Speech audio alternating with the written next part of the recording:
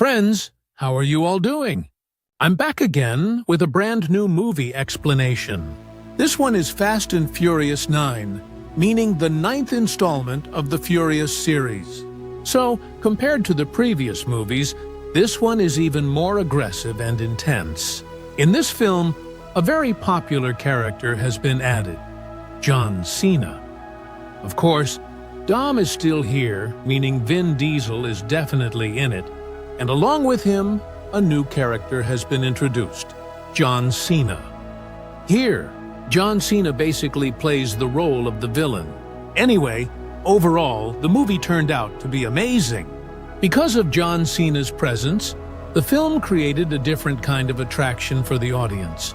Actually, John Cena had some movies released before this, but those didn't perform that well. However, in Fast and Furious 9, the kind of impact John Cena delivers will seriously blow your mind. That's why, with a budget of around $200 million, the movie earned approximately $726 million. So you can understand, it made over $500 million in profit. Not only that, though, the Fast and Furious series has always been a big hit. Fast and Furious 7 actually earned even more than this one. Still, this movie is fabulous. So now, we're going to move into the story step by step. First, I'll break down the full story of the movie. After that, we'll go through the hidden twists one by one. Plus, toward the end, we'll do a light review of the movie. So if a viewer watches this entire video, I believe they'll understand everything from A to Z. And we'll try to keep the video as short as possible. Yes, we have to include a lot of information in our videos, so even if we want, we can't always make them very short. All right, friends, without wasting any more time, let's jump into the story. Viewers, right at the beginning of the movie, we are taken back to an old memory, 1989. Here, we see a young Dom and his father, Jakob Toretto, is getting fully ready for a high-stakes race. Before the race starts, the words Jack says to his son are not just dialogue, they're life lessons. No matter what happens, stay on the path of truth. This line basically defines Dom's entire character. I think this scene builds the emotional foundation of the whole movie. Then we learn that Dom also has a younger brother, Jakob, who checks their father's car to make sure everything is fine. But what happens next? Can you guess? During the race, a rival intentionally crashes into Jack's car, and in an instant, everything is over. The car flips, explodes, and Jack dies.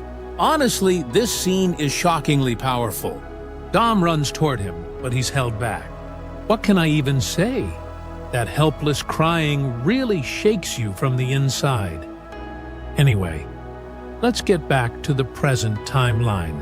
Now Dom and Letty are living a peaceful life, away from all the chaos, with their young son. Here, we see Dom teaching his son mechanical skills, like fixing a car. Such a pure family moment. But suddenly, a suspicious car shows up. I think this is where the tension starts rising again. Dom and Letty immediately become alert, hide their son, and step outside with rifles in their hands. As they get closer, they realize, oh, it's their old team, Roman, Tej, and Ramsey. Pretty great, right? Though Roman is always a bit nervous, because their life is just like that. Then Ramsey shows a video. Mr. Nobody is asking for help. In the video, we see Cypher's people attacking, and a very important item he was carrying is now in danger. And right at that moment, the video cuts off. Someone captures him. This scene in the movie is really well done, creating both tension and mystery at the same time. This time, Tej tries to convince Dom. Mr. Nobody has helped them a lot, and now it's their responsibility to help him. But what happens? Dom is completely clear. He doesn't want to return to this life anymore. In my opinion, Dom's decision here is completely family-driven. Letty tries to make him understand, saying Mia and Brian also left this life for their child. But Dom doesn't budge. Then Letty decides to go on the mission herself. Before leaving, she says, "We're different." I think this dialogue shows a new side of their relationship. She leaves her locket with their son. A small thing, but it carries a huge emotional weight. After Letty leaves, Dom sits alone and watches the video again. As I watch the movie, I keep thinking, how is this even possible? How can such a small detail become such a huge turning point? Suddenly, Dom notices a cross symbol in the video. It looks exactly like his own locket. What happened? Did you realize? This is where it clicks in his mind. There's a big mystery hidden here. If this hadn't happened, maybe Dom would have never returned to the mission. But I think this is the right moment, because he decides to get back into action. The next day, just moments before the plane takes off, he shows up. An absolute hero entry. Then they arrive at a dangerous location. A mountainous jungle where Mr. Nobody's plane has crashed. Let me make this easier for you. Ramsey tracks the location, but time is very limited. The army could arrive at any moment. They quickly reach the wreckage and find the important object. A half-circle-shaped device. Watching this scene, my opinion is that this is the key element that drives the entire plot forward. Right then, the army shows up, and a gunfight begins. Everyone tries to escape, but Roman gets stuck. What can I say? He gets so scared that he randomly grabs a gun and starts shooting. And unbelievably, he takes down all the soldiers. Truly amazing! The funniest part is, Roman himself can't believe what he just did. Now their target is crystal clear. Just 2 kilometers ahead is a border, and once they cross it, they're safe. But what happens, can you guess? In between lies a deadly minefield. As I watch the movie, I keep thinking, how is this even possible? Luckily, these mines only blow up enemy vehicles. Dom's team moves forward completely safely. Then they reach an old bridge between 2 mountains. But as soon as they get on it, the bridge starts breaking apart. The tension reaches peak level. Roman's car suddenly gets stuck and hangs over the mines below. What can I say? It's a total heart-pounding moment. But luckily, he survives. Right then, Letty is suddenly attacked because she had the part of the device. Dom quickly saves her, but during the struggle, the device falls, and the moment it hits the ground, someone shows up and takes it. Viewers, this twist is absolutely incredible. That person is none other than Dom's own brother, Jakob Toretto.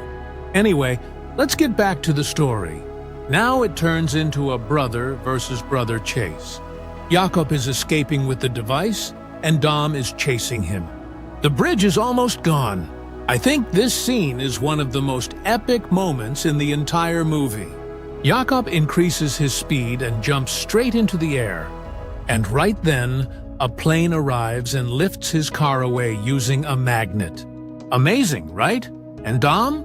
There's no road left in front of him.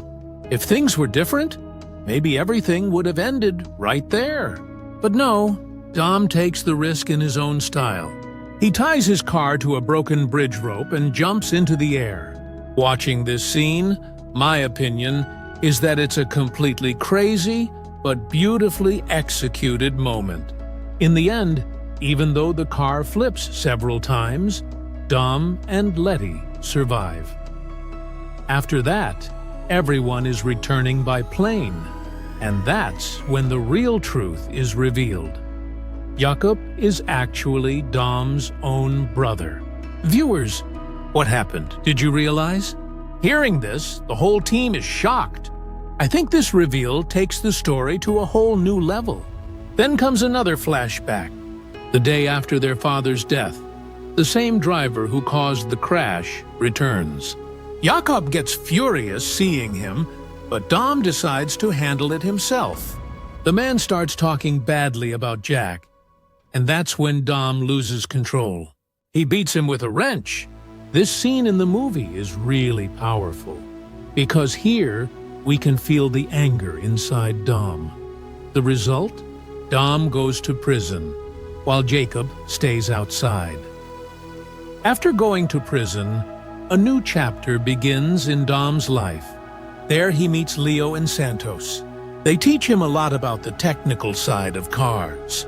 Especially one thing, a small crack in the fuel line can turn a car into a bomb at any moment. I think this is where the real clue of the story was hidden. Dom connects everything and realizes that on the day of the race, Jakob was the one who checked Jack's car. And right after that, the accident happened. So, did Jakob intentionally do something? In my opinion, this suspicion becomes deeply rooted in Dom's mind. 2 years later, after getting out of prison, Dom goes directly to Jakob. At that time, Jakob is the top racer in the area. No one can defeat him. Dom challenges him to one final race. The condition is very interesting. If Dom wins, Jakob has to leave the area forever. And if Jakob wins, he gets to stay with the family. What can I say? It's a true high-stakes game. The race begins. Jakob uses his nitro too early, while Dom uses his at the perfect moment. And the result is, Dom wins. Absolutely amazing! According to the condition, Jakob leaves and never comes back again. Returning to the present, we see that Jakob is now working for a man named Otto. This guy, Otto, is actually the mastermind behind the entire game. He has captured Cypher, and by using Cypher's hacking skills, he discovers that the remaining part of the device is in Edinburgh, London. But things are not that simple. Let me make this easier for you. Their mission to get this part will require them to take an even bigger risk. I think this is where the movie's next level of action is about to begin. Viewers, this scene is a little calmer, but deep inside, something much bigger is being set up. Dom's team returns to one of Mr. Nobody's old hideouts, which they now use as their base. After a while, Mia arrives there. Dom immediately gets upset at first, because he has his own family now. But Mia calmly explains that she left all the children safely with Brian. And why did she come? Because of Jakob. I think this moment is very emotional, because it shows that Jakob is not only Dom's brother, but Mia's brother as well. After that, everyone sits down for an important meeting. Let me make this easier for you. Ramsey explains that Project Ares is actually a device capable of hacking anything in the world, from mobile phones to missiles. Watching the movie, I keep thinking, how is this even possible? If something like this didn't exist, the entire world would probably be much safer. But the twist here is that the device was divided into two parts so that no single person could use it alone. And to activate it, they need the DNA of the person who created it. This is where Han's name comes up, the man we thought was dead. In my opinion, this plot twist is truly incredible. After that, the team is divided. Everyone goes on separate missions. Dom and Tej go to Germany, Letty and Mia go to Tokyo, and Dom himself goes searching for Jakob. Dom meets with his father's old friend, Buddy. Buddy tells him something important. Dom actually made a huge mistake by sending Jakob away. What happened? Did you understand? When a family breaks apart, people can completely change. And Jakob also became someone who went down the wrong path after being left alone. I think this dialogue adds much more depth to the story. Meanwhile, in Tokyo, Mia and Letty break into a house where they are searching for Han. But the moment they enter, an attack begins. Suddenly, several enemies surround them. Right then, a girl named Anna arrives and helps them. During the fight, Letty breaks through a window and falls down. And there are more enemies waiting below. What can I say? The tension is at its peak. Suddenly, sniper shots come from a distance. One by one, all the enemies are taken down. And guess who did it? Han! Amazing, right? Everyone is completely shocked because the person they thought was dead is actually alive. Meanwhile, in Germany, Dom and Tej meet with Sean. I think this character is quite unique because he was experimenting with putting a rocket engine on a car and racing it against a plane. This scene in the movie was really well done because it perfectly shows the combination of science and madness. Dom explains to him that they need his help for their mission, and eventually, Sean agrees, bringing a completely new energy to the team. Now, let's move to London. Here, a necklace is stolen from a jewelry exhibition, and somehow it ends up with Queenie. This woman is not an ordinary person.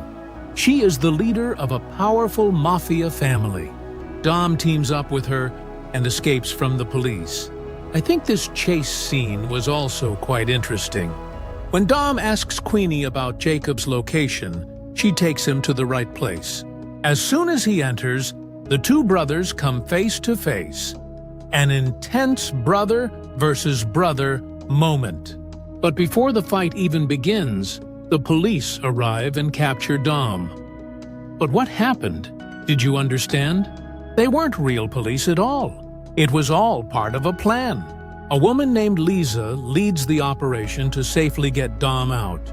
Along with him, they bring Jakob's gun for the fingerprints. I think this plan was really smart. Finally, everyone arrives in Edinburgh. This is where the remaining part of Project Ares is located. But the problem is, Jakob's people are already waiting there. Suddenly, all the signals get cut off. This creates a completely cinematic moment of tension. Jakob takes the device from inside and escapes. Tej and Roman notice a suspicious delivery truck, and that's when they discover a clue. Tej's necklace gets stuck to the side of the truck, which means there is a powerful magnet inside. As soon as they open the door, they get caught and are trapped inside the same vehicle. Truly an incredible twist, right? Now the story has entered full high-voltage mode. Viewers, what's happening next is something you won't want to take your eyes off. Dom suddenly looks up at the sky and sees Jakob escaping by sliding from one building to another using a cable. What happened? Did you understand? It's a completely cinematic entrance. Dom doesn't waste any time and follows him. Meanwhile, Ramsey notices Otto escaping in a blue car. Dom tells her, "Take the magnet-powered car and stop Otto." But there is one problem. This is the first time Ramsey has ever driven a car in her life. While trying to drive, she accidentally turns on the magnet. And what happens next is exactly what you would expect. All the weapons and guns around them fly through the air and stick to the car. Tej and Roman, who are trapped inside, use this opportunity perfectly. They take down the enemies and escape. In my opinion, this scene is both funny and genius at the same time. Meanwhile, Dom enters a building, and a brother versus brother fight begins, raw and intense. Viewers, this is definitely one of the best fight scenes in the movie. In the end, Jakob breaks through a window and tries to escape by jumping onto a car below, and Dom jumps after him. Right at that moment, Ramsey uses her intelligence. She activates the magnet and pulls Jakob's car onto their truck. Boom! This is how both Jakob and the device finally come into Dom's hands. After that, everyone returns to their base. Jakob is kept prisoner. And right then, Han makes his entrance. Along with him is little Anna. Viewers, what happened? Did you understand? The person we thought was dead is actually alive. Han then reveals the entire truth. He used to work for Mr. Nobody, and he was given a mission to retrieve the Ares device from a scientist couple. The daughter of that scientist couple was Anna. But, unfortunately, the couple died in an explosion. Han sees little Anna standing there alone, shaking in fear, and he decides to save her and take her with him. I think this is the moment when Han's character reaches a completely different level. And to make sure the enemies would not follow Han, they intentionally created a fake death scene for him. But the real twist is, the device can only be activated with Anna's DNA. That's why the enemies were not only searching for the device, but also looking for Anna. However, the peace doesn't last for long. Otto arrives with his entire army and surrounds everyone. He easily captures them all. He lets Jakob go and takes Anna with him. At this moment, Dom once again blames Jakob for their father's death.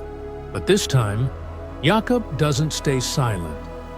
He finally reveals the truth. Viewers, this moment is extremely emotional. On the day of the race, their father himself told Jakob to create a problem in the fuel line.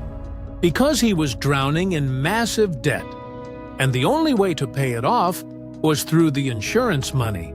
So, he decided to make his own death look like an accident and end his life. Hearing this truth, Dom completely breaks down. I think this is where the biggest change in his character happens. After that, when Jakob is leaving with Anna and the device, Ramsey and Tej activate the magnet again and take away the enemy's weapons. But Dom? He sends everyone away and stays behind alone. He starts fighting against so many enemies by himself. But at one point, he realizes that winning this way is impossible. Then he makes an extreme decision. He pulls the chains attached to the wall and brings down the entire structure. Viewers, this is a completely destructive scene. All the enemies are taken out. But Dom also falls into the water. While drowning, old memories flash before his eyes, and he finally accepts the truth. And right at that moment, Letty arrives and saves him. After that, everyone comes together and creates a final plan. Otto now wants to activate Ares using Anna's DNA and launch it through a satellite. So their plan is, they have to destroy the satellite, stop Otto's team on the ground, and take the device back. But the question is, how will they reach space? And this is where Dom's answer will completely shock you, by attaching a rocket to a car. I think this is the peak level of Fast and Furious logic. After that, Tej and Roman get inside Sean's rocket-powered car, wearing cheap spacesuits with their sleeves sealed using duct tape. And after being released from the plane, their car directly breaks through the atmosphere and enters space. Viewers, now tell me, what could possibly be crazier than this? All right, friends, now comes the final action, the full-on climax. Viewers, don't take your eyes off the screen, or you might miss it. On the ground, Otto is sitting inside his massive, powerful vehicle, controlling the entire operation from there. And in another vehicle behind him, Anna is being held captive. Right at that moment, Dom's team makes their entrance, with electromagnetic devices installed in their cars. What happened? Did you understand? Now begins the battle of magnet versus magnet. Sometimes the enemy vehicles are thrown away through repulsion, and other times the magnets attract nearby metal objects, and use them as weapons for attacks. Letty completely levels up. She uses the magnet to flip an entire vehicle. And Han and Mia? They take advantage of the situation and directly go to rescue Anna. Meanwhile, in space, Tej and Roman have reached close to the satellite. At that exact moment, Otto reveals his true colors on the ground. He sends Jakob onto the vehicle to check the signal, and then reveals that his new partner is now Cypher. What does that mean? Jakob is no longer needed. Viewers, this twist is extremely dangerous because Otto reveals it in such a cold and calculated way. Otto immediately sends a heavily armed man to finish Jakob. A brutal fight begins between them. At one point, Jakob starts falling from above. It looks like the end. But right then, Dom arrives and saves him by hitting the enemy with his car. Jakob jumps and lands directly onto Mia's vehicle. And this is where everything changes. Jakob finally returns, completely to his family's side. Now, let's go back to space. When Tej and Roman try everything but still can't properly stop the satellite. Do you know what they finally do? They crash their own car directly into the satellite. I think this is the perfect example of Fast and Furious logic. Crazy, but absolutely amazing. And unbelievably, they survive as well. Meanwhile, on the ground, Dom and Jakob start working together. They trap Otto's massive vehicle from both sides, slow it down completely, and finally force it to stop and flip over. Letty is not sitting back either. She uses the magnet to take down the police vehicles as well. After that, Dom does it in his own style. He places a grenade under the car, blows it up, flips the vehicle back into the correct position, and takes control of it himself. Then Ramsey launches a missile. And do you know what Dom does? He cleverly jumps out of the car.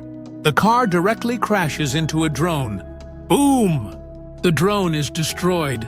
But Cypher? She was not actually there at all. She was controlling everything from a distance. Realizing this, she gets furious and escapes, meaning the game is not over yet. Meanwhile, in space, Tej and Roman spot a spaceship. They become completely serious and start asking for help. The scene is actually a little funny, guys. Towards the end, Dom tells Jakob to be careful because Cypher's people will come after him again, but Jakob is completely confident. He says, "I can handle it myself."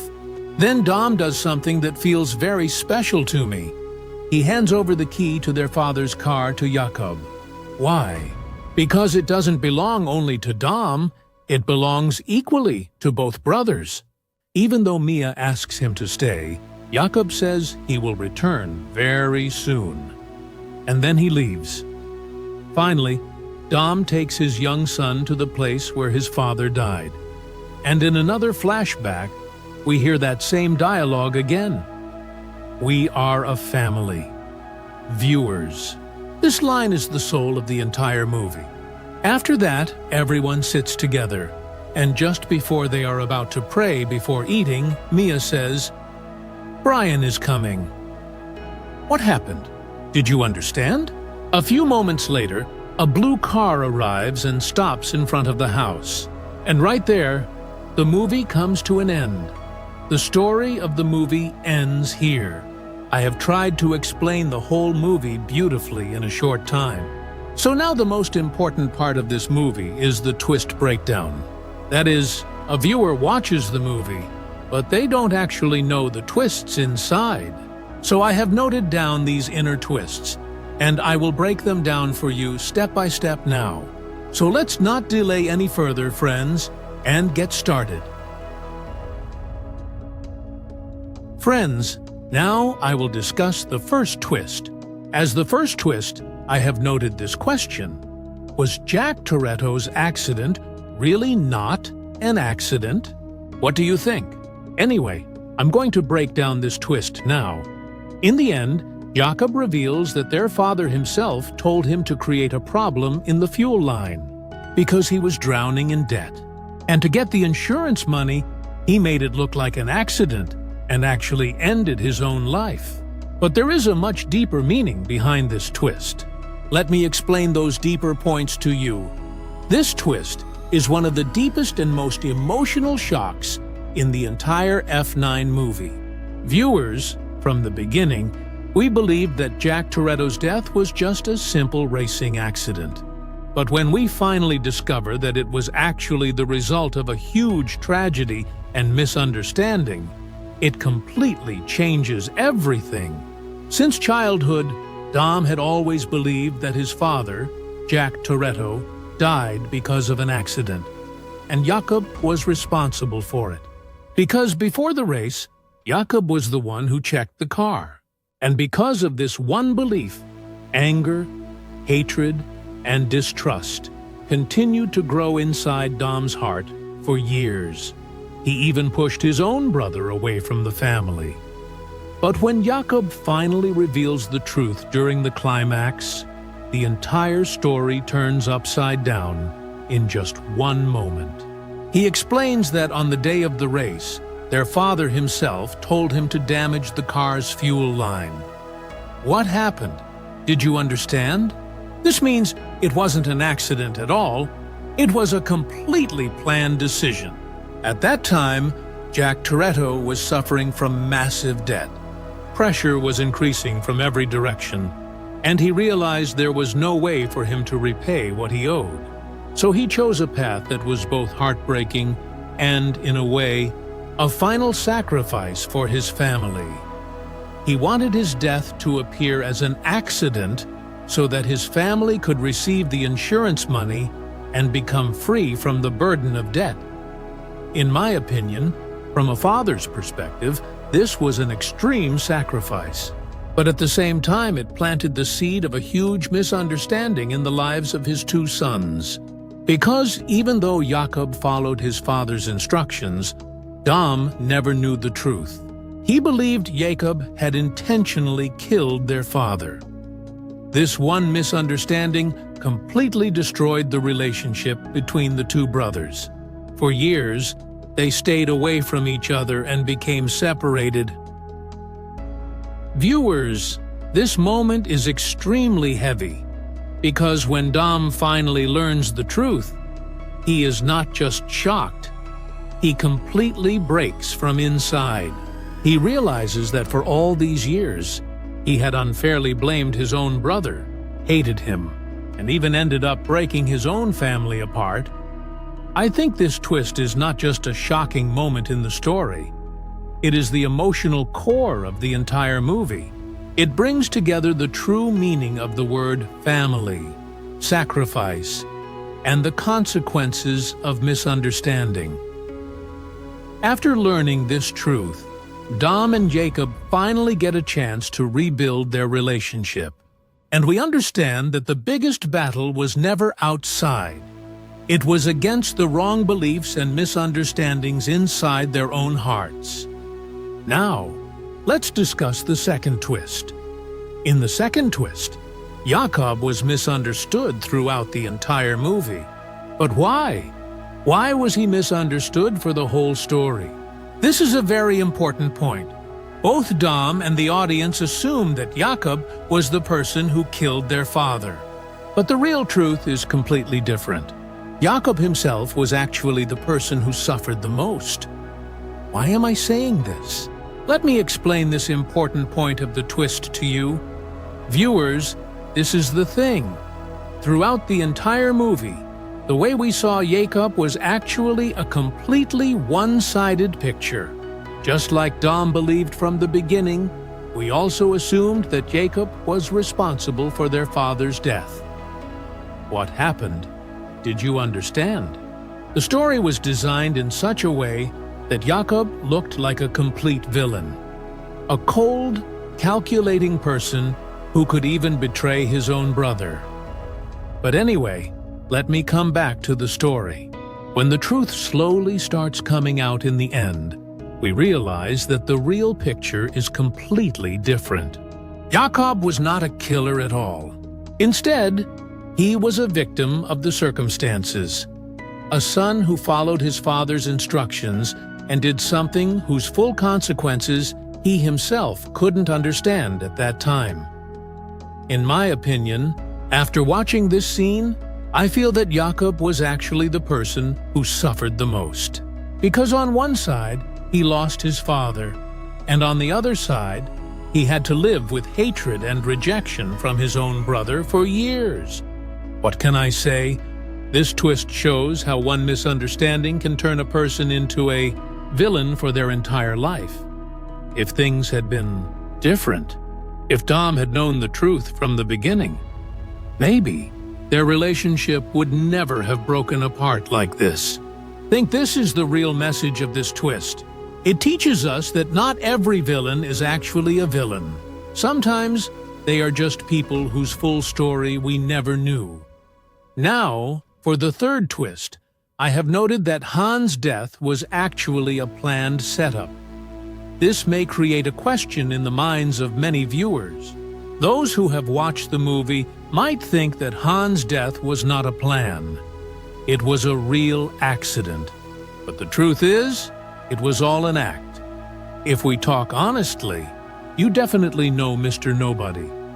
He was the one who created this fake death scene for Han so that the enemies would stop following him. But there is much more behind this twist. Now, the story becomes like a secret game. Han's death, which we believed was real for so long, was actually a master plan. Viewers, starting from Tokyo Drift, we saw Han die in a car accident, and that shocking moment stayed in our minds for a long time. While watching the movie, I kept thinking, how is this possible? How can such a cool and smart character suddenly disappear like that? But anyway, let me return to the story. F9 completely changes everything. Here we discover that Mr. Nobody himself arranged the entire event. What happened? Did you understand? Han was not actually killed. He was intentionally shown as dead so that the enemies would stop chasing him, allowing him to secretly continue working on an important mission. In my opinion, this was not just a fake death. It was strategy at the highest level.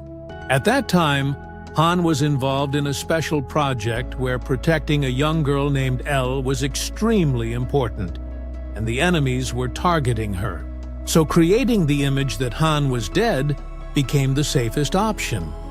It was truly brilliant because through this plan, Han was able to save his own life while continuing the mission at the same time. Nobody even suspected that he was still alive. Amazing, right? But this twist also has another emotional side. The team that lost Han and carried the pain of his death had no idea that he was actually alive. If things had been different, what would have happened? Maybe the team would have reunited much earlier, and their old bond would have returned. What can I say? This one act completely changes the entire timeline. I think this is exactly the point, because sometimes, to win a war, you don't always make your move from the front.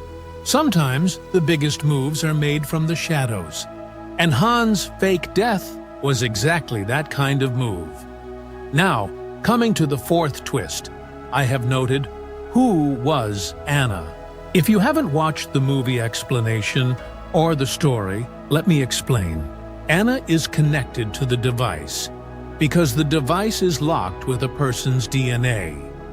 And Anna is the daughter of the scientist who created it. I hope now you understand who Anna really is. The real target of the entire mission was not actually the device. It was an 11-year-old girl. Let me explain it in more detail so it becomes even clearer. At first, everyone saw Anna as just a normal, innocent young girl. Her importance inside the mission seemed very limited, almost invisible. But as the story moves forward, a shocking truth slowly comes out.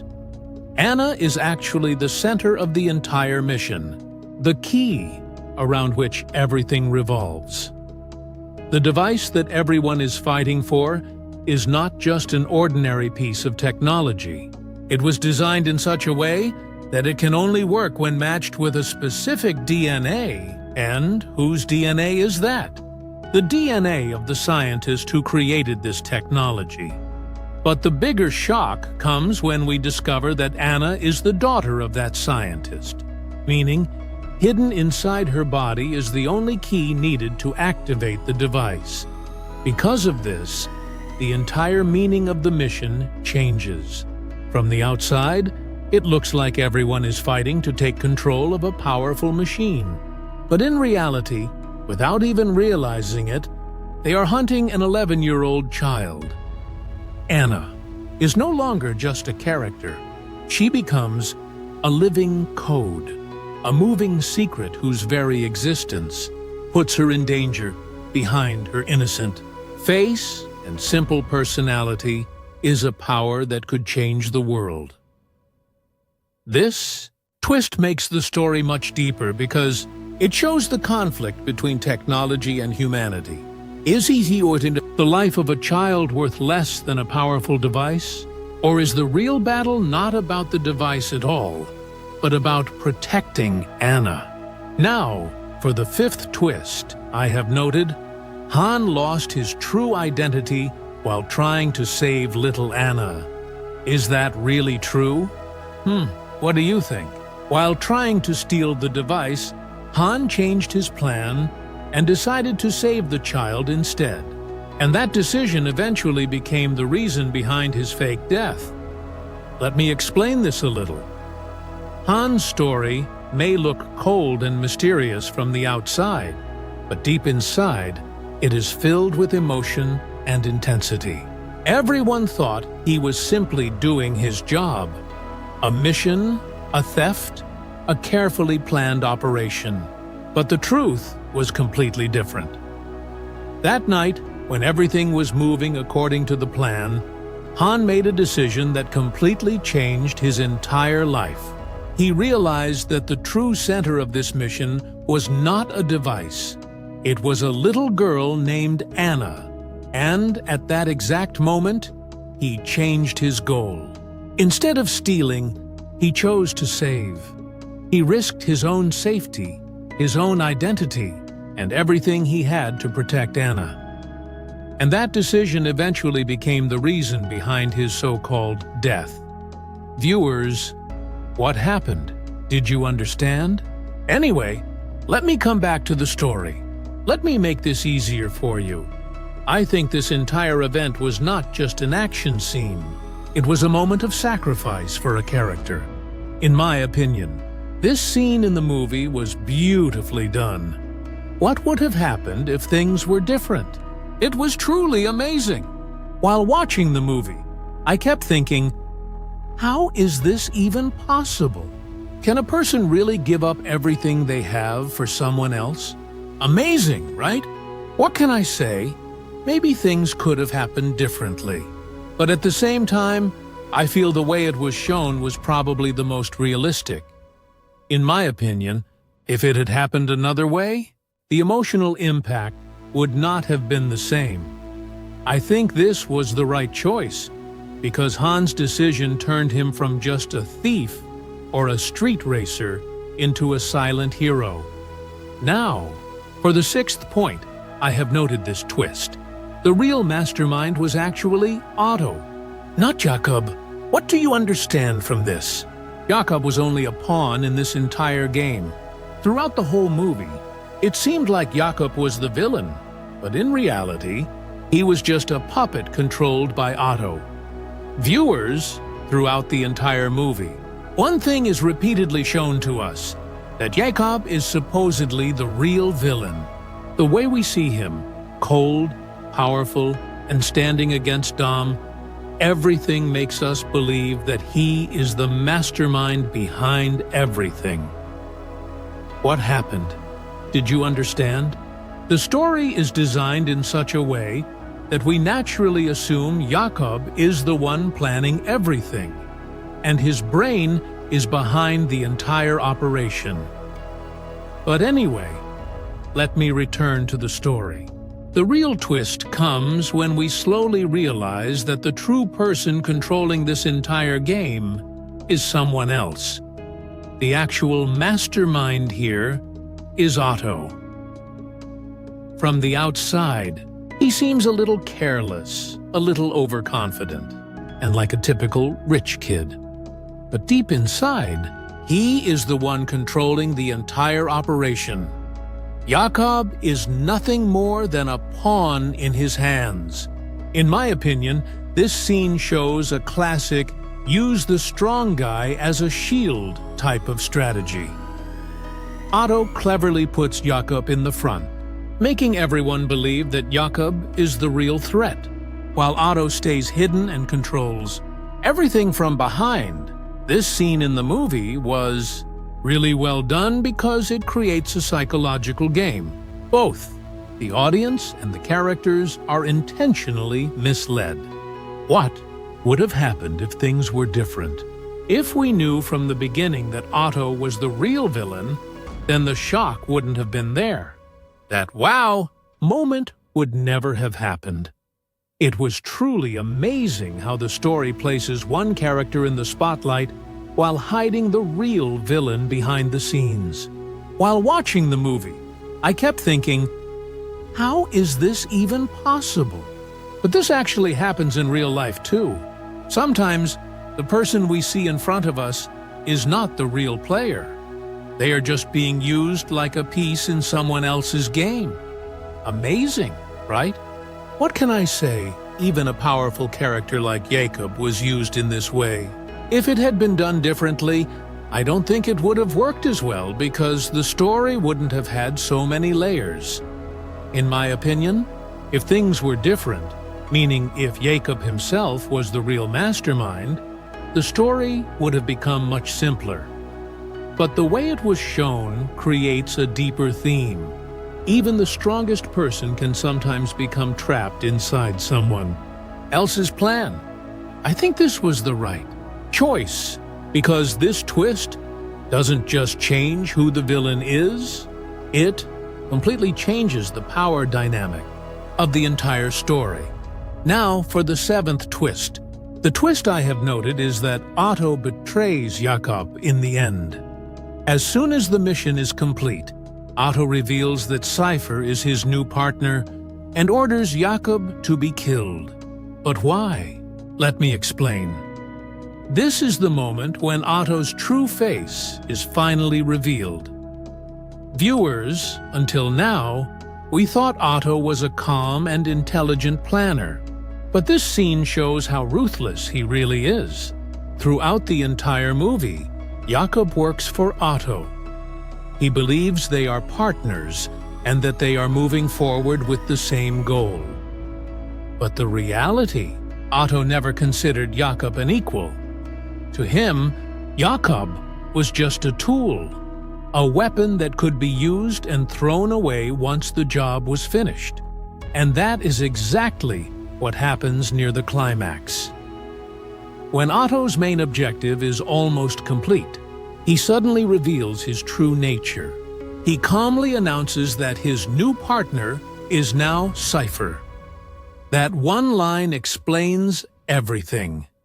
It means the person who had been standing beside him all this time, the person who risked his own life to complete the mission, was no longer useful to him.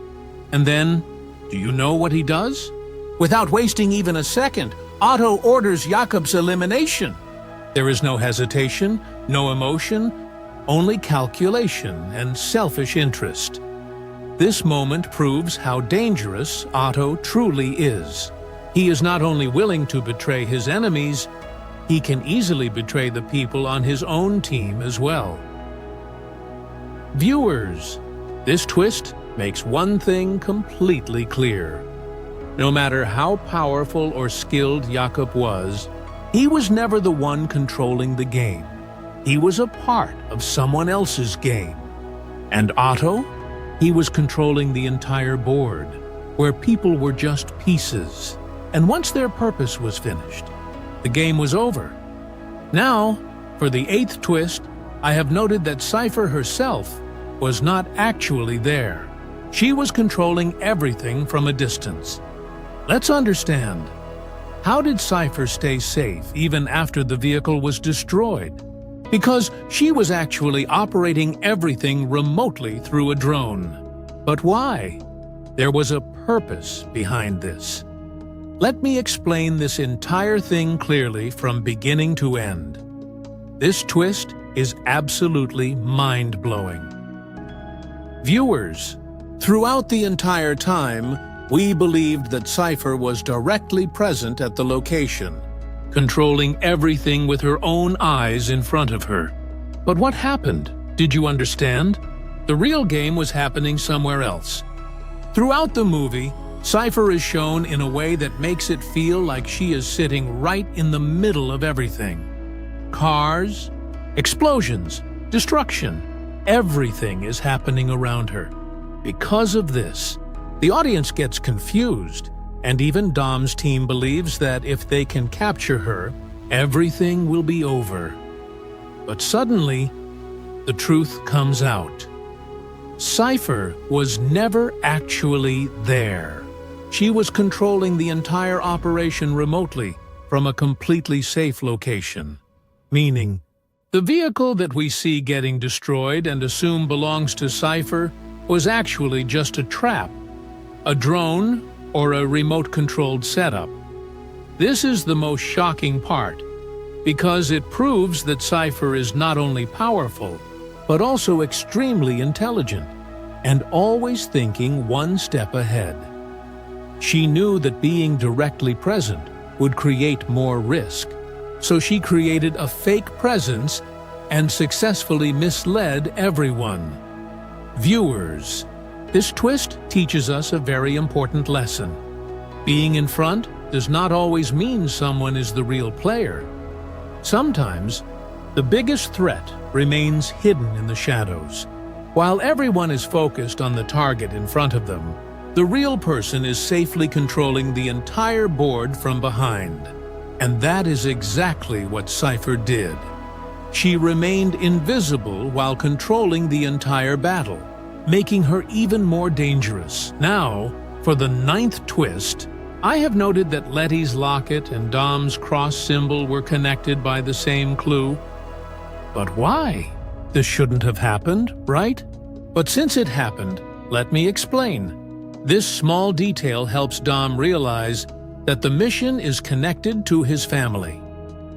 What does that mean? The meaning is actually very simple. This small detail is something that can easily be missed. Viewers, Letty's locket and Dom's iconic cross symbol may look like simple personal items, but hidden inside them was a much deeper connection. What happened? Did you understand? At first, nobody takes this detail too seriously. A locket, an old cross, these seem like nothing more than personal belongings. But as Dom starts connecting the clues one by one, he realizes that these are not just memories. They are actually clues. The similarity between the locket and the cross is not a coincidence. They come from the same source and are connected to the same history. And this is exactly where the story becomes personal. The mission is no longer just about stopping a device or defeating an enemy. It becomes connected to Dom's own past, his family, and his roots. While watching the movie, I kept thinking, how can such a small symbol completely change the direction of such a massive global mission? In the end, this small detail helps Dom understand that he is not just a fighter involved in a mission. He is actually a person deeply connected to the events happening around him. And viewers, this is exactly why such a small thing like the locket and the cross becomes a major turning point in the entire movie. Now, for number 10, the twist I have noted is that Queenie's fake police officers were actually a rescue team. At first, it seems like Dom has been caught, but in reality, The entire thing was a plan to safely get Dom out. I also think the same. Let me explain this twist more clearly, so you can understand why Dom was rescued from that situation. This scene is a complete masterclass in mind games. Viewers, the way everything is set up at first makes it look like Dom is truly trapped. Suddenly, police arrive from every direction, with sirens, lights, and a realistic setup. You are forced to think, it's over. What happened? Did you understand? Even Dom looks completely serious and quiet at that moment, as if he also realizes there is no way out. But this is where the story takes a smart turn. Slowly, we discover that these police officers are not real police at all. It was actually a perfectly planned rescue operation arranged by Queenie. Queenie sent her own people disguised as police officers so that nobody would become suspicious. From the outside, it looked like an arrest operation, but behind the scenes, it was a carefully executed plan to safely get Dom out of danger. The beauty of this plan is that not only were the enemies fooled, but even we, as viewers, were completely tricked. When the truth finally becomes clear, we realize that Dom was never actually captured. Instead, he was always a part of the bigger plan. And Queenie? She once again proves that even with age, her mind is still as sharp as ever. With one clever move, she can completely change the situation. Now, for number 11, the twist I have noted is that Jakob's gun being taken away was actually intentional. Is that true? Let's break down this twist. The truth is, Jakob's gun was taken strategically in order to collect his fingerprints. But why? Let me explain the reason. What looks like a simple gun theft from the outside was actually a super smart move hidden inside the entire mission. Viewers, what happened? Did you understand? At first, when we see Jakob's gun being taken away strategically, it feels like a normal move, like they are just trying to reduce his weapons or weaken him. But as the story moves forward, we realize that it was not just about taking a weapon. There was a much bigger plan behind it. The real purpose was to collect Jakob's fingerprint. Since Jakob was involved in high-level operations, his biometric data, especially his fingerprint, was extremely valuable. In situations involving advanced devices, secure systems, or high-tech locks, this type of information can become a powerful tool. But getting his fingerprint directly was almost impossible because Jakob was always alert and careful. That is where the plan worked perfectly. The gun was stolen in a way that Jakobi never realized the real intention behind it. After all, a gun is something he has held and used many times, which means his clear fingerprints would naturally be left on it. And from this small detail, the team was able to get access to his biometric information. Just think about it. A simple weapon theft that we don't even pay much attention to becomes one of the key factors of the entire mission. This is where the movie shows that even the smallest details can become a huge game changer. Now, for the 12th twist, I have noted. How did Ramsey become an accidental hero, even though she didn't know how to drive? This is one of my biggest questions. Did the same question come to your mind too? By accidentally turning on the magnet system, Ramsey saves Tej and Roman's lives. And that is the biggest twist here. Let me explain it, so everything becomes clearer. Viewers, this twist is the perfect example of an unexpected hero. Ramsey, who doesn't even know how to properly drive a car, ends up saving everyone's lives during one of the most critical moments. What happened? Did you understand? Throughout the movie, we see that Ramsey is a technical genius, But when it comes to driving, she lacks confidence. Whenever she has to drive, she becomes nervous. And this weakness is often shown in a funny way. But anyway, let me come back to the story. When the climax reaches its highest point and everything becomes extremely dangerous, Ramsey suddenly does something inside the car that completely changes the situation. The truth is, she doesn't activate the magnet system intentionally. She turns it on by mistake. Normally, this would look like a simple mistake, but at that exact moment, it becomes the biggest lifesaver. Tej and Roman were in serious danger, and because the magnet system gets activated, the entire situation changes. The enemy's attacks are disrupted, and they get a chance to survive. In my opinion, this scene was beautifully done because it shows that you don't always have to be perfect to become a hero. What would have happened if things were different? If Ramsey was already a highly skilled driver and did everything perfectly, then the fun and surprise of this moment would have disappeared. It was truly amazing, because an unexpected character, someone who wasn't even confident in herself, suddenly played the most important role. While watching the movie, I kept thinking, is something like this really possible? Maybe such events are rare in real life, but inside a story, it works perfectly. Amazing, right? What can I say? If everything had gone according to a perfect plan, then this accidental hero moment would never have existed. In my opinion, if it happened differently, this scene would not have been nearly as memorable. I think this was the right choice, because sometimes a mistake can accidentally become the greatest success. Viewers, now, the next thing I'm going to talk about might make you laugh a little, but at the same time, it will surprise you. Throughout the entire movie, we see Roman as the comedy relief character, right? He is always joking around, reacting in a funny way whenever he gets scared, and even during serious fights, he brings a completely different energy. But what happened? Did you understand? The real surprise was hidden right there. Anyway, let me come back to the story. There is a moment when Roman suddenly finds himself in a real life-or-death situation.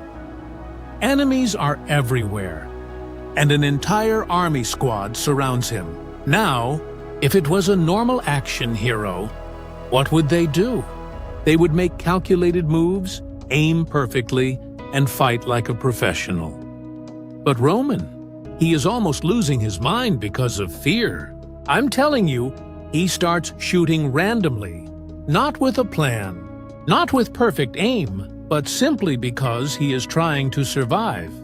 In my opinion, after watching this scene, I feel that this messy action is exactly what changes the entire situation.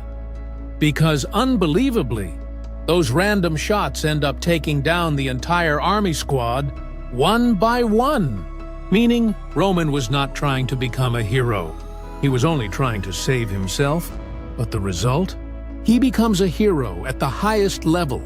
This scene in the movie was beautifully done because it shows a different kind of heroism, where there is no perfection, only a real human reaction. What would have happened if things were different? If Roman had calmly taken everyone down with perfect accuracy, like a professional shooter, then he would not have been Roman anymore. It was truly amazing because the scene gives us a message. Sometimes fear, chaos, and unexpected actions can actually save your life. While watching the movie, I kept thinking, is something like this really possible? Maybe it wouldn't be this dramatic in real life, but the idea itself is very unique. Amazing, right? What can I say? If everything had been perfectly planned, then this accidental hero feeling would have disappeared completely. In my opinion, if it happened differently, this scene would not have been as funny and memorable. I think this was the right choice, because Roman's real strength is not his seriousness, but his unpredictable craziness. Now, for the 14th twist, I have noted that Project Ares was divided into two parts for security reasons. But why was Project Ares divided into two parts? Let me break down this twist for you. What was the reason behind it? Mr. Nobody himself was afraid that if the entire system stayed in one place, it could become a danger to the entire world. Maybe this sounds a little complicated at first, so let's think about it more deeply. Project Ares was not just an ordinary device. It had the ability to access and control almost anything connected to technology, from communication systems to powerful weapons. Because of that, keeping the entire system together in one location would create a huge risk. If someone dangerous got control of the complete device, there would be nothing stopping them from using it for destruction. That is why Mr. Nobody decided to split Project Ares into two separate parts. The idea was simple. One person should never be able to access the complete power alone. Even if one part was stolen, the other half would still keep the system useless. This was basically a security measure designed to protect the world from a single person gaining unlimited control. And this twist shows that Mr. Nobody understood the danger of this technology from the very beginning. He knew the biggest threat was not the device itself. The biggest threat was the person who controlled it. That is why separating Project Ares was the safest decision, because sometimes the best way to protect a powerful weapon is not to hide it, but to make sure nobody can ever use it completely. Viewers, now let's go a little deeper. This Project Ares may look like a powerful technology from the outside, but in reality, it was something much more dangerous, something that could put the entire world at risk if it fell into the wrong hands. And this is where the real twist comes in. Why wasn't it kept together in one place? What happened? Did you understand? Normally, we think that any powerful device would be stored in one highly secured location with maximum protection. But here, the exact opposite was done. Project Ares was intentionally divided into two separate parts and kept in different locations. And this was not an accident. It was a carefully calculated decision. I'm saying that this decision was made by Mr. Nobody himself. In my opinion, after watching this scene, I feel that he was so experienced and far-sighted that he understood one important thing. Keeping unlimited power in one place is simply inviting danger. That is why he divided the risk instead of keeping everything together. Just imagine, what would have happened if things were different? If the entire Ares system was kept in one location and enemies managed to take control of it, then everything could have been over in a single moment. It was truly brilliant how one preventive decision became the foundation of the entire conflict in the movie. Anyway, let me return to the story. By splitting Project Ares into two parts, one thing was guaranteed. If someone managed to get one half, they still could not control the complete system, meaning it worked like a fail-safe mechanism. While watching the movie, I kept thinking, is this really possible? But in reality, many high-level security systems are designed with similar ideas, where one person cannot gain complete access without multiple levels of approval. Amazing, right? What can I say? If it had been done differently, it probably would not have worked as well. If everything was kept together, the story would have become much shorter. In my opinion, if things were different, we would not have had this level of tension, chase, and conflict. I think this was the right choice, because this decision is what created the entire conflict of the movie. Now, for the 15th twist. I have noted that using a rocket-powered car to destroy the satellite is probably the biggest logic-breaking twist. I don't know about you, but the solution to such a serious mission ending in such a cartoon-like way is definitely surprising. So what do you think about it? Did you understand how they planned to destroy the satellite using a rocket car? Let me break this down for you. Viewers, what I'm going to talk about now is a completely mind-blowing type of twist. Because the solution to such a serious mission is something that makes you ask, is this really possible? Throughout the entire story, a huge threat is created. A satellite that can become extremely dangerous for the entire world. Stopping it should require advanced technology, a perfect strategy, and a military-level operation. That is what we naturally expect, right? What happened? Did you understand where the real twist is coming from? But suddenly, the story takes a direction that nobody expected. They make a decision to destroy the satellite using a rocket-powered car. I'm telling you, this is where the logic completely changes.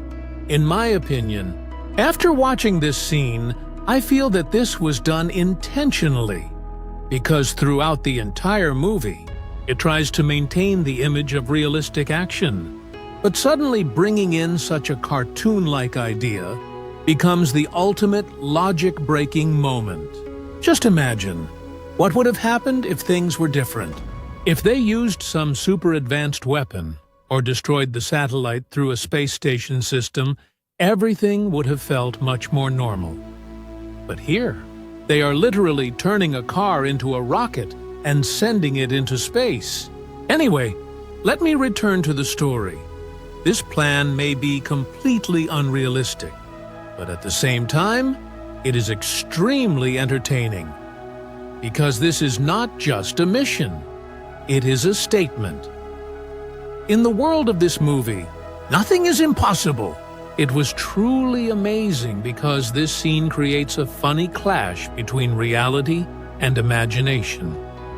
While watching the movie, I kept thinking, is this really possible? In real life, probably not at all. But inside this cinematic universe, it completely works. Amazing, right? What can I say? If everything followed strict logic, then the over-the-top fun would disappear. In my opinion, if it was done differently, this scene would never have become so iconic. I think this was the right choice, because the real entertainment is hidden inside this madness. Now, for the 16th twist. The twist I have noted is that Tej and Roman actually come back from the edge of death twice. Yes, that is true. They literally survive situations where they should have died. But where do they come back from? First, there is the fear of the spacesuit leaking. And later, after hitting the satellite directly with their car, they somehow survive again. So let me explain both situations deeply so you can understand. Tej and Roman are two characters we usually see as comedy relief. But what happens to them in this movie actually challenges the entire idea of logic. First, the biggest shock comes when they go into space. Yes, you heard that right. Into space with a car. Once they get there, do you know what their biggest fear was? Whether their spacesuits would work properly or not. Because even a small leak could mean instant death. Throughout the entire scene, the movie creates such intense tension that it feels like everything could end at any moment. But the real oh my god moment comes right after that. They decide to crash directly into the satellite with their car. I mean, think about it. Inside space, a normal car, and that car itself becomes a weapon. The impact happens. An explosion occurs. and it feels like everything is over. In a normal movie, this would probably be the moment where the characters say goodbye. But no, here comes the twist. Tej and Roman survive once again.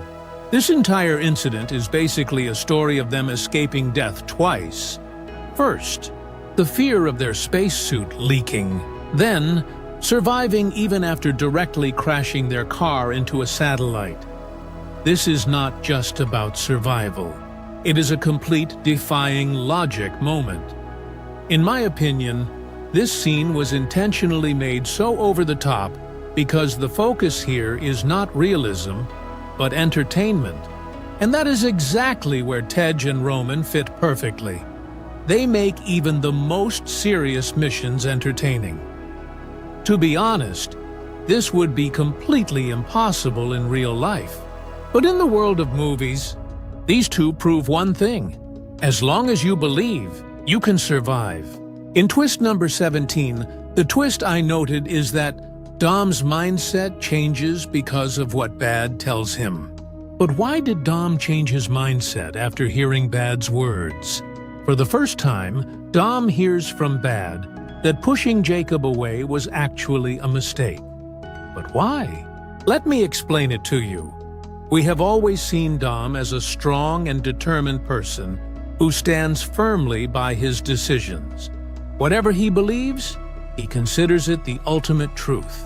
And because of that belief, he pushed Jakob away from his life, thinking that it was the right decision. But the story suddenly takes a different turn. Bad, the person who is deeply connected to Dom's past, his family history, and everything that happened before, says something that completely shakes Dom's entire mindset. For the first time, someone directly tells Dom, pushing Jakob away was the biggest mistake of his life. This is not just a simple line of dialogue, it breaks everything inside Dom. Because for so many years, he believed that he was right and kept justifying his decision.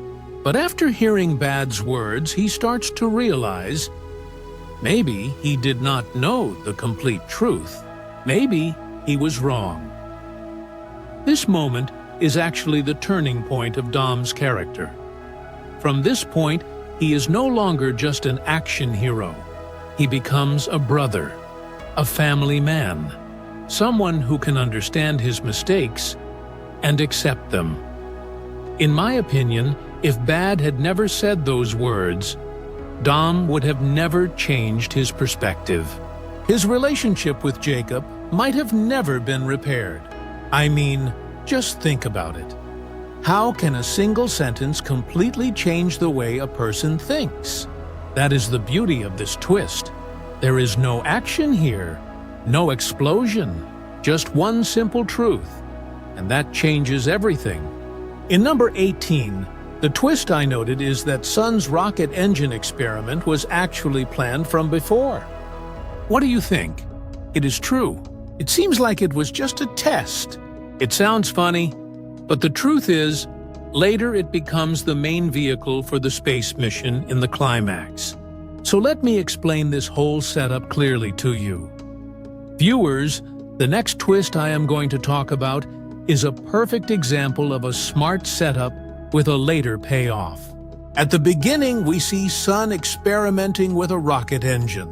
At first glance, it feels like just a fun side scene, something that adds a little comedy and a little science, but does not seem to have much connection with the main story. At that moment, we think, okay, this is just a test, nothing more. But the real game was hidden right there. This experiment was not just a normal test, it was actually a part of the entire plan, meaning it was the preparation for something much bigger that had already been set up. When the need for a space mission comes in the climax, that is when everyone realizes this rocket engine is the real game changer. The thing we took lightly becomes the most important vehicle for the entire mission. Sending a car into space, destroying a satellite. This impossible mission was only possible because of this experiment. And this is where the twist becomes genius. Because the story had already placed the clue right in front of us, but we never took it seriously. In my opinion, this type of writing takes a movie to another level, because nothing comes out of nowhere. Everything is already planned and set up. We just fail to notice it. Simply put, the thing you thought was just a small test was actually the big weapon of the entire mission. The real meaning behind Dom giving his father's car key to Jakob as a symbol of family power. Yes, this statement is 100% true. I noted this as twist number 19. It is not just a simple prop. It is also a silent acceptance from Dom's side, showing that Jakob is being welcomed back into the family. And I think it was the right thing to do. Let me explain it clearly. Viewers, the next detail I am going to talk about is a silent but extremely powerful twist. Dom's father's car key. At first glance, it may seem like just an ordinary object. A prop, a memory, nothing more. But when the story reaches this moment, we realize this is not just a simple key. It is an emotion. When Dom hands this key to Jakob, he does not give any big speech or create a dramatic scene. But inside this small action, there is a huge meaning hidden. It represents forgiveness. And it represents acceptance. It represents saying, "You are my family again," without using any words. Because for so many years, Dom had kept Jakob away from him. To Dom, Jakob was a traitor, someone who had made a terrible mistake. But in this moment, Dom finally breaks down that wall he had built, and the biggest thing is, the one thing Dom values the most is family.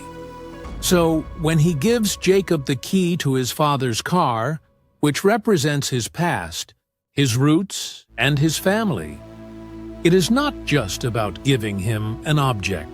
It is about giving him back his place in the family. In twist number 20, I have kept the point that the blue car at the end is actually a callback to Brian. It was placed to match the iconic car color from the beginning of the franchise. Because for the old fans, there is a very interesting fact hidden here. There is not much more to explain about it, but I still want to mention this small detail. So, let's take a look at it. The blue car at the end may seem like a very simple visual, but there is actually a deep emotional twist hidden behind it. From the story's perspective, this car does not have any major role, but for those who have followed the franchise from the beginning, it creates a completely different emotional feeling. The blue color was intentionally used in a way that reminds fans of Brian O'Connor, the character who created a very strong connection with the audience from the very beginning of this series. Especially, this car's color is connected to Brian's iconic Nissan Skyline GTR R34, bringing back a wave of nostalgia for longtime fans. Here, the movie does not use any dialogue or directly mention anything. Instead, it delivers the message through visuals. To understand this moment, you need to already have an emotional connection with the franchise. For new viewers, it may just look like a beautiful car, but for old fans, it is a silent tribute, a memory, and a form of respect. It brings back the feeling of the entire journey for a brief moment, and makes the audience feel that connection once again. So, friends, the original name of Fast and Furious 9 is F9, the Fast Saga. We have explained the full movie, along with the important hidden twists inside it. We have broken down and explained everything from A to Z. Now, let's do a short review of this movie. Many of you may have a question. When was this movie released? This movie was first released in South Korea on May 19, 2021. Then, almost 1 month later, it was released in the United States on June 25, 2021. So, the movie was launched first in South Korea and then in the United States. According to information from Wikipedia, the budget of this movie was around $200 to $225 million, but the movie earned approximately $726.2 million at the box office. So, if I explain it in one sentence, this movie was a super hit blockbuster. The main character of this movie was played by Vin Diesel. You all already know Vin Diesel, the bald and amazing action hero. Then we have Jordana Brewster, who played an important role in the movie. After that, there is Tyrese Gibson, who was also a great actor in this film. And then we have Chris "Ludacris" Bridges. The most interesting thing is that many of the previous actors returned in this movie as well. However, we did not see Dwayne Johnson and Jason Statham here. Instead, we got John Cena, Dwayne Johnson, and Jason Statham were featured in another movie called Hobbs and Shaw, which was also an amazing film. Anyway, many of the previous actors were present, and at the same time, some new actors were added as well. But the addition of John Cena made the movie even more exciting. His presence helped make the movie even more impressive and successful. Overall, this was a really good movie. I don't know how you all felt about it, but personally, I think this movie was even better compared to some of the previous installments. The action sequences and the story elements felt more improved. So, friends, without making the video any longer, let's end it here for today. We will meet again in another movie explanation. Okay, bye.